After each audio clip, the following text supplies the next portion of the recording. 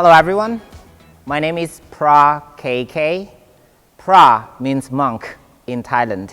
So if you want to address a monk in Thailand, you address them or you call them Phra, P-H-R-A, Phra. And KK is my name.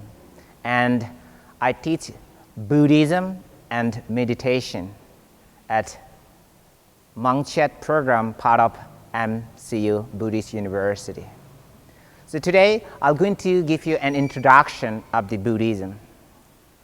You know, in Thailand, 94% are Buddhist. So majority people in Thailand are Buddhist people. And if you walk around the Thailand, everywhere you will see Buddhist temple.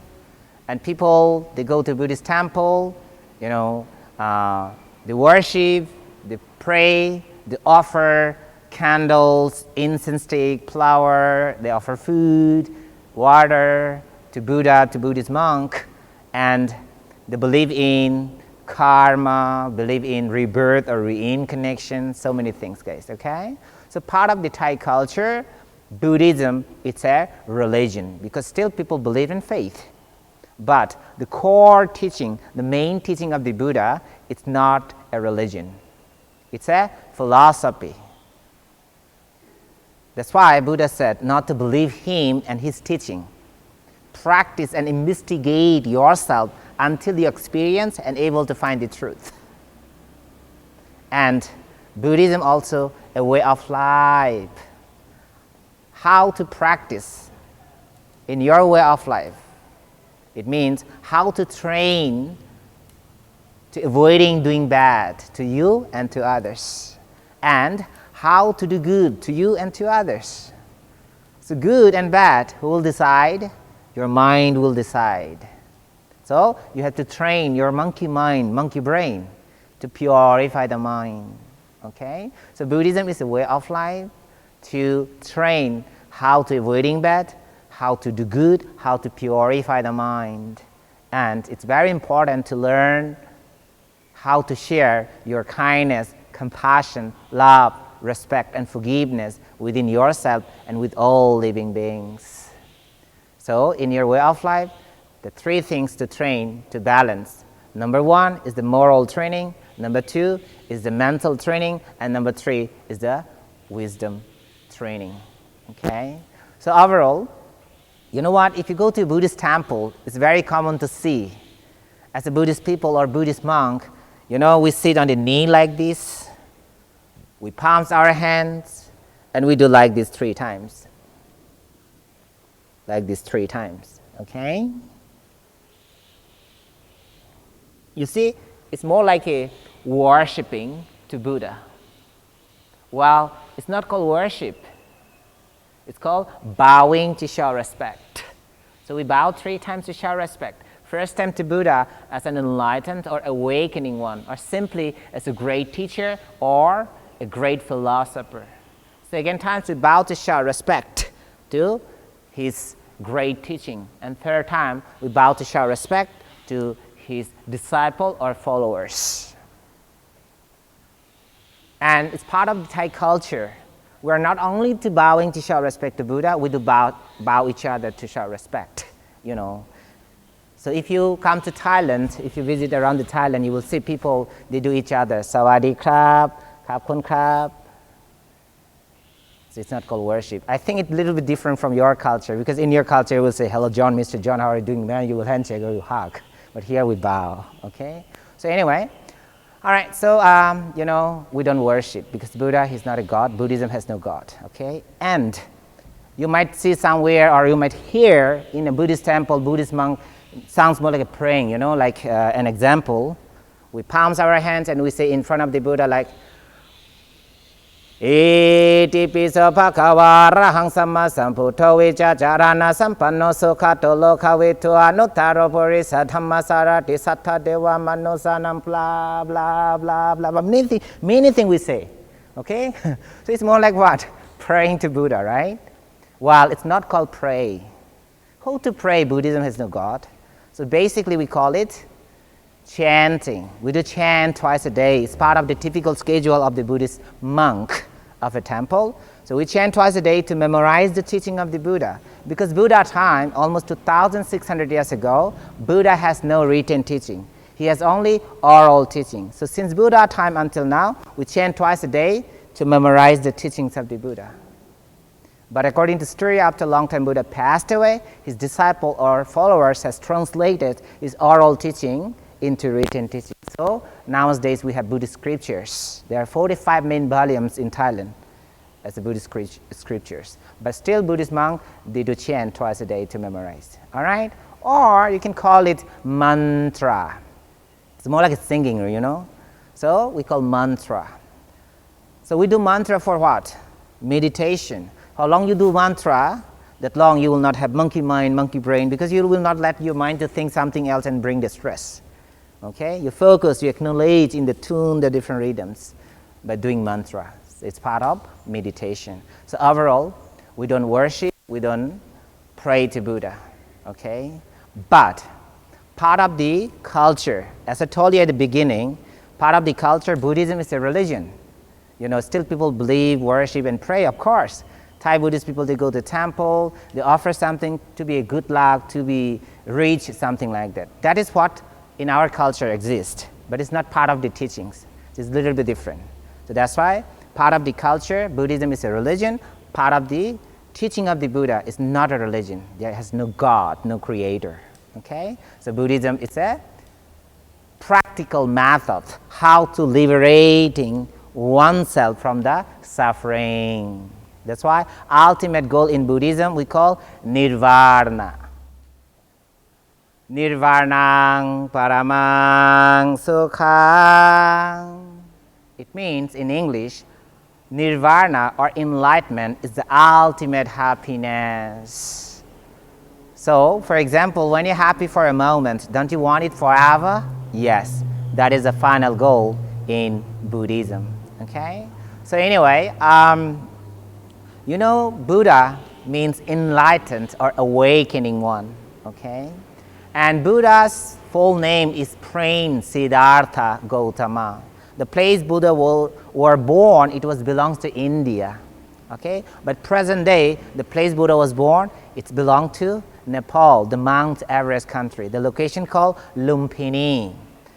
Okay, there has a place in Bangkok also named Lumpini. But it's not the same, okay? Same name but different, means same name but different location, all right? Anyway, so Buddha, he was born in 623 BC into a royal family. So he was a prince, okay?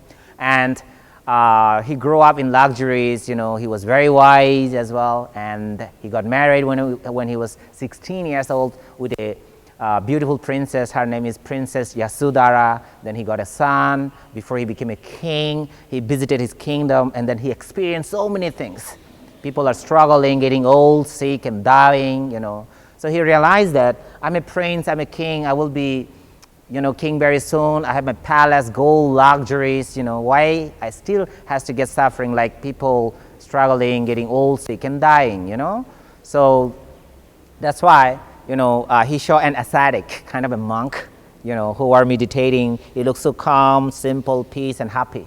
So that's why, you know, the Prince Siddhartha, he decided to be like his life, like a simple life, and investigate, practice how to know the truth of nature, you know, to keep balance of the way of life, and how to accept the truth and how to free from suffering, something like that, you know. So age of 29, he decided to renounce from everything.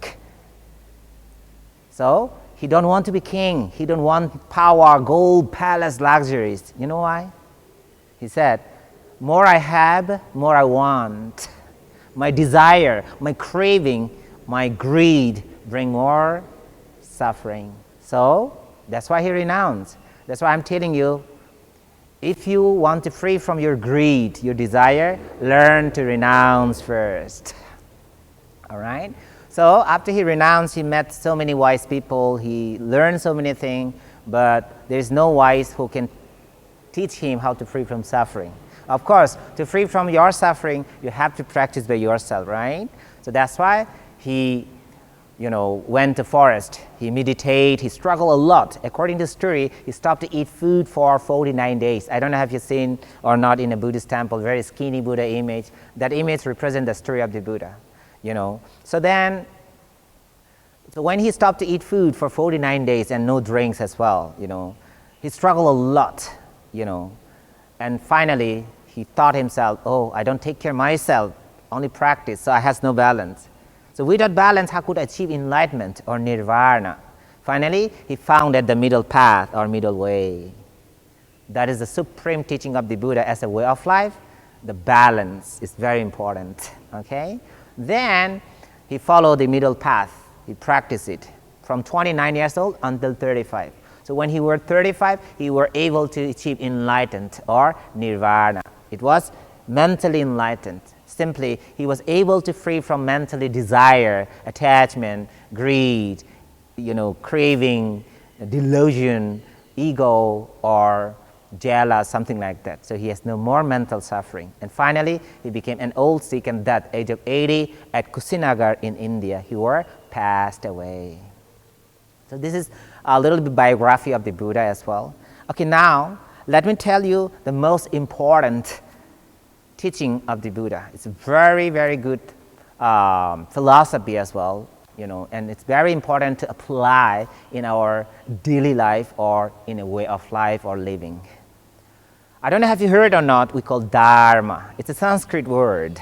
You might be familiar with some Sanskrit word, especially the Western people, like Dharma, Karma, Nirvana, Samsara, or Mantra, okay? So Dharma is the teaching of the Buddha. So once again, to remind you, Buddha's teaching is not about the God or belief and faith, okay? It's Buddha's teaching about the truth of nature, or simply we call the law of nature in our way of life, all right? So the first teaching of the Buddha is called the Four Noble Truths. That's the first teaching, okay? And this Four Noble Truths is based on the suffering. So suffering is one of the truths in our way of life, isn't it? Yes, okay? So there are two main kinds of suffering, physical suffering and mental suffering, basically, okay? And no one wants the suffering, physically or mentally. But we cannot escape or run away from the suffering, because suffering is truth, right? You can ask the people in the world, have you ever been suffering in your life? And you will never find a person who have never been suffering. And tell me, do you want to free from suffering? Yes, we do. That is our goal, okay? So anyway, that's why Buddha mentioned in First Noble Truth, the truth of the suffering. We don't want it, but we have to experience, we must accept the truth. So as I told you, there are basically two types of suffering. First is the physical suffering. You see an example of physical suffering? We was born, we'll grow up, we'll get old, sick, and finally death. Tell me, do you want to get old, sick, and death? No, no one wants. But it's truth. We cannot escape or run away. So we have to learn to accept the truth. You know what, my dear? You're physical. Look at you, of course. Look so cute, so beautiful, so handsome. Look at me as a monk. I'm still handsome, right? Don't say no. Okay, anyway. And tell me, my handsome face, what's going to happen after 70 or 80 years old? Will I be same like this handsome? No. But it's truth. Everyone should experience one day. Because my physical is not belongs to me. It belongs to the nature. It's truth of nature. My physical is impermanent, temporary.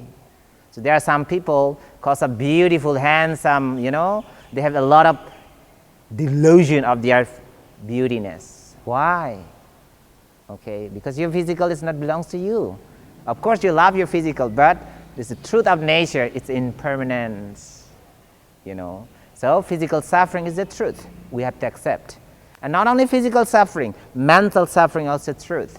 No one wants mental suffering, but it's truth. You have to accept it. An example of mental suffering. I'm so sorry to tell you this. No matter how much you love your family, friends, your beloved one, like your wife and husband, boyfriend and girlfriend, parents and children, no matter how much you love. But one day, anyhow, You have to lost someone or someone will lost you. And tell me guys, when you lost the person that you love so much, you care about him or her, what happened? Of course you're going to get mental suffering, isn't it? Yes. So that is the truth everyone should be experienced one day in our life. Ask yourself, have you ever lost a person in your life? I believe you will never meet a person who has never lost a person in their life. Ask each single family in their life, have they ever lost a member from their family? And I believe you will never be able to find a single family who has never lost a member. I'm so sorry to share with you, my dears. Like me, when I was 6 years old, like this little, my mom, she passed away. Then I lost my dad. I was so struggled with the parents. And I asked many times, why did I lose my parents? Why was my question?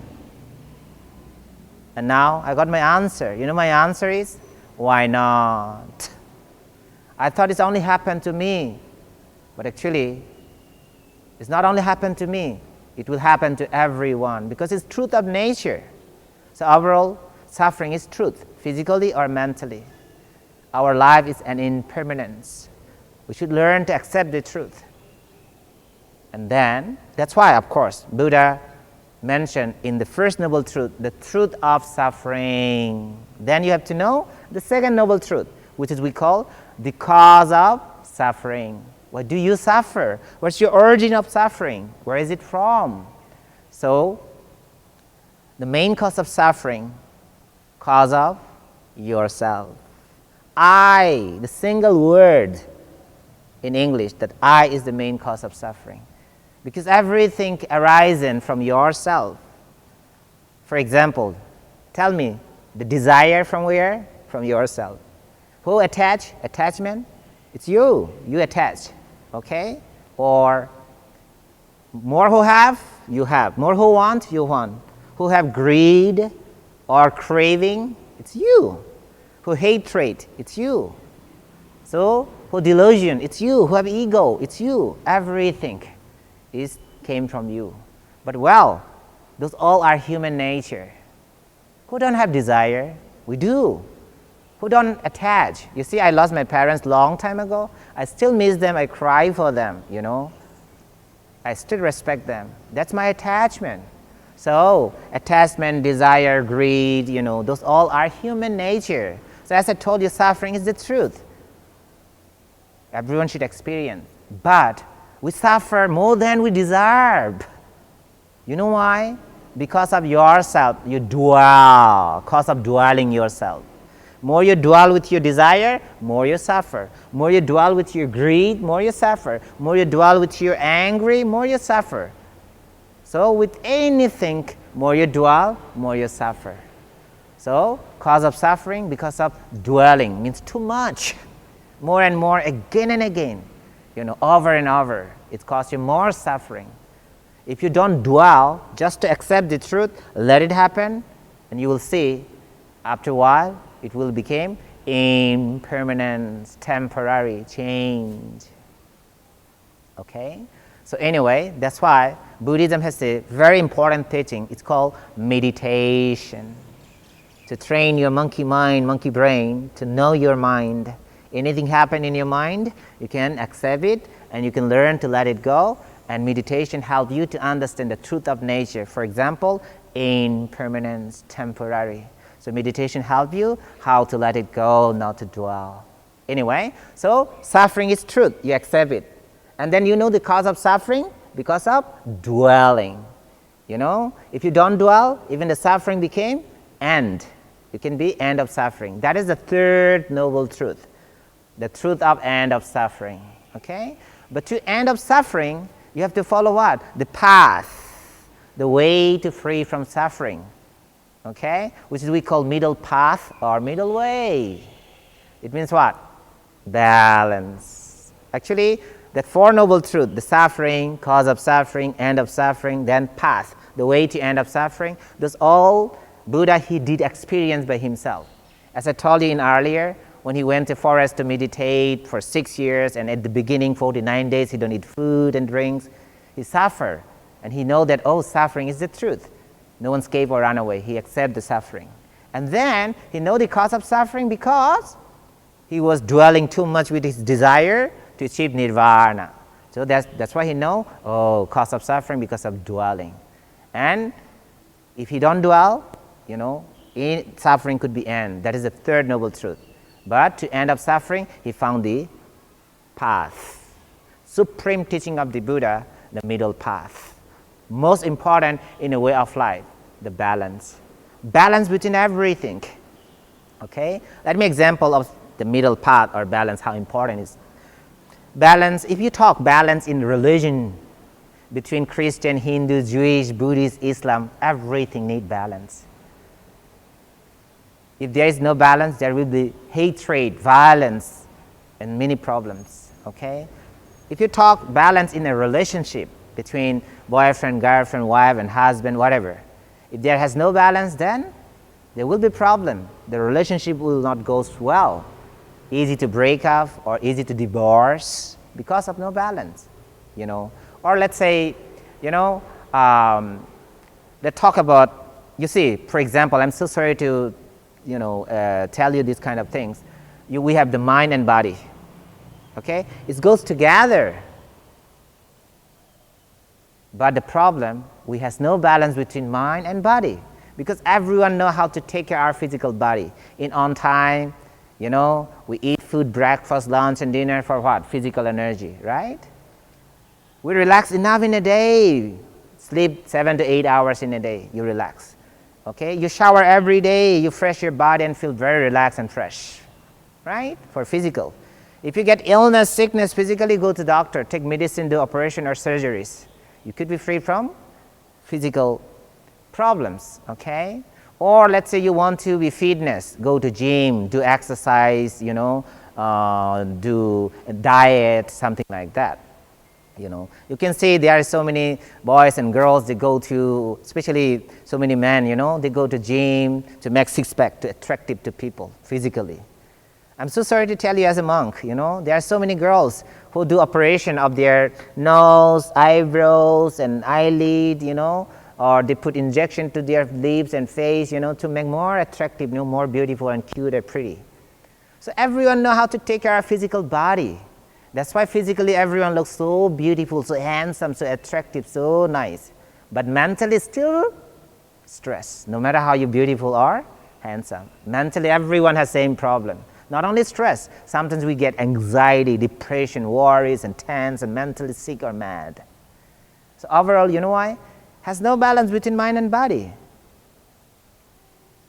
As I told you how much we take care of physical body, that much we don't take care of mind. Like 3 times in a day we eat food for physical energy. But 3 times in a day we don't meditate for mental energy. So it has no balance between mind and body.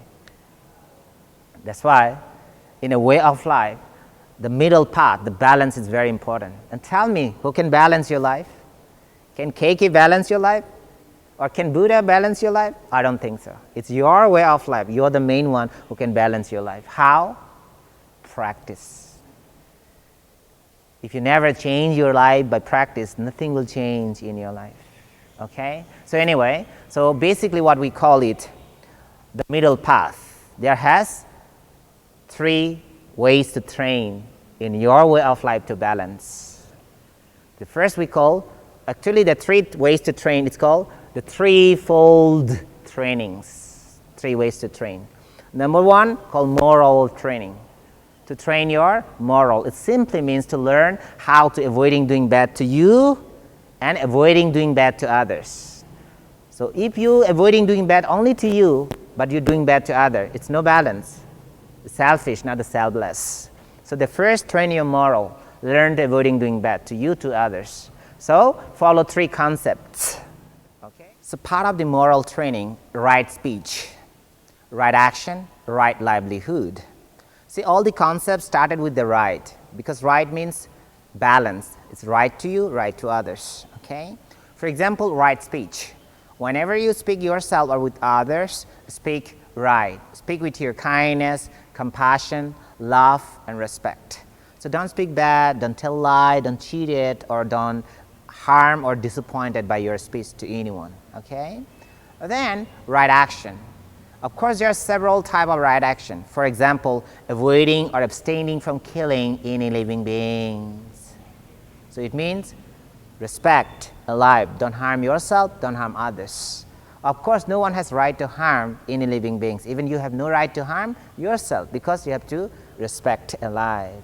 Okay? So I wish this kind of principle, if people follow in the world, and there will not be kind of like a no war, no fighting, no hatred, violence, killing, even people will not suicide themselves, But I'm so sorry in the world what happening nowadays, like, you see, everyone know that between Russia and Ukraine, war, conflict, people dying, or, recently, not long ago, I heard that in Texas, in America, many, innocent students was killed. I feel so sad for that. Of course, I was meditating to dedicate my inner peace to them for rest and peace. That's what we do.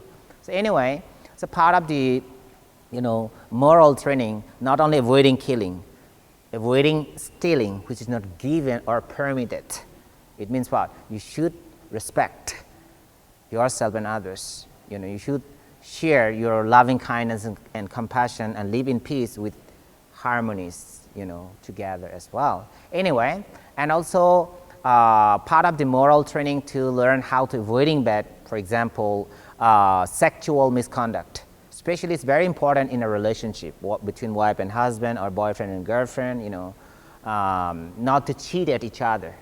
So in a relationship, the respect is very important. Who follow this kind of principle, the relationship goes so strong with more peace and happiness, and you have belief and faith, Anyway, so those people who don't follow this kind of moral or principle, then easy to break up or easy to divorce and a lot of stress, something like that, Not only, the way you, train your moral by only right speech or right action, or avoiding stealing, also avoiding cheating someone, especially your beloved one as well. And avoiding intoxicant. It means you should learn to avoiding drugs, which is not good for your mind and body as well. Because if you take drugs, you will lose your mind. So when you lost your mind, maybe you will able to cheat it with your partner, maybe you're able to stealing, or maybe you're able to tell lie or give false speech,